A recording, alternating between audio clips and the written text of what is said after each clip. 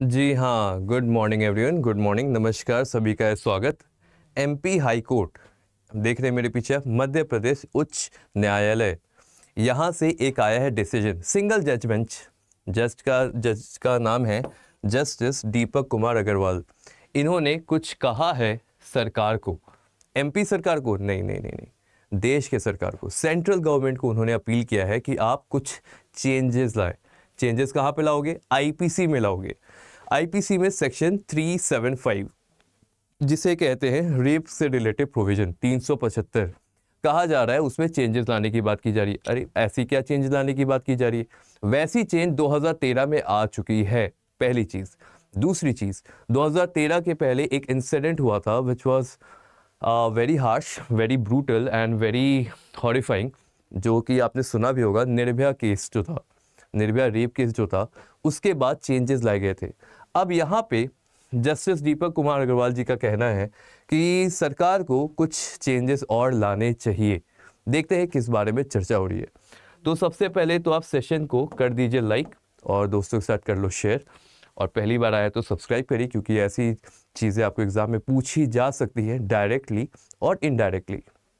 देखते हैं केस क्या है, पहले ये देखा जाए केस क्या है। केस ये है कि एक एफआईआर है जिसको क्वॉश कराने के लिए 23 साल के 23 वर्षीय राहुल चंडेल जाटव जी जाते हैं कहाँ पे? तो हाई कोर्ट के पास, ठीक है। और उन पे चार्ज क्या लगा रहा होता है? 376 क्लॉज 2। ये जो चार्जेस हैं, ये चार्जेस उन पे लगे होते हैं। पॉक्सो भी लगा है, आईटी एक्ट भी लगा है, सारी चीज़ें लगी है। एलिगेशन क्या है?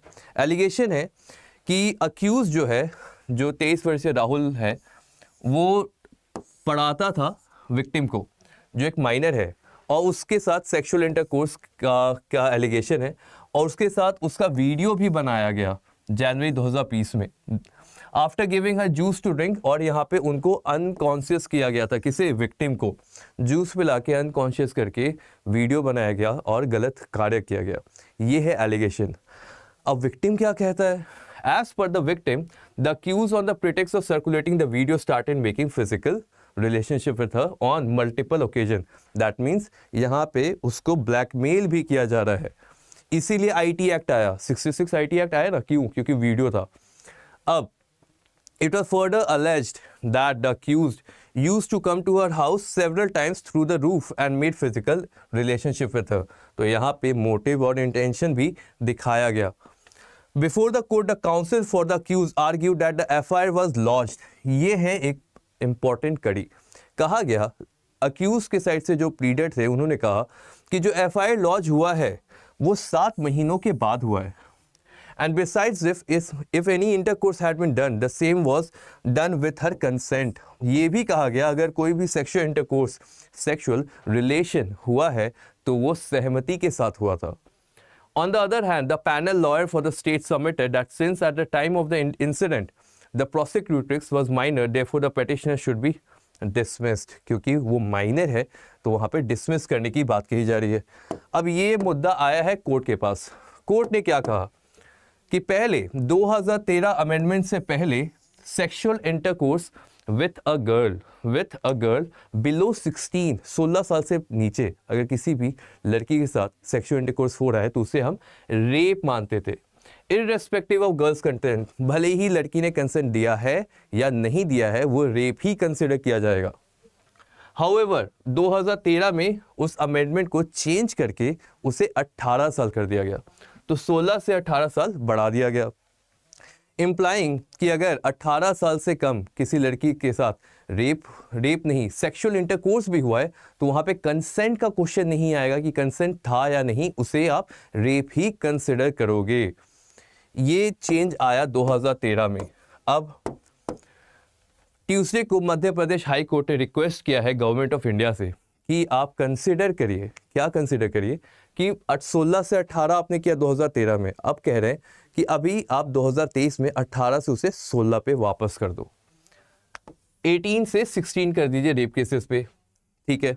अब the bench of justice Deepak Kumar Agarwal, जिनकी फोटो मैंने आपको दिखाई थी, made this appeal to central government. Central government से उन्होंने ये अपील की है क्योंकि उनको ओपिनियन, उन्हें लगता है कि आज के ज़माने में जहाँ पे सोशल मीडिया बहुत अवेयर हो गया है, लोग बहुत ही फिजिकली एक्टिव है और सोशली बहुत ही एक्टिव हो चुके हैं, तो इस सोशल मीडिया अवेयरनेस और इजी एक्सेसिबिलिटी टू इंटरनेट के कारण जो प्यूबर्टी है वो पहले हिट कर रही है, प्यूबर्टी पहले आ जा रही है, before the age of 14, resulting in physical relationship between young boys and girls with consent, जिसके कारण आज के यंग बच्चे भी फिजिकल रिलेशनशिप में इंडल्ज हो रहे हैं।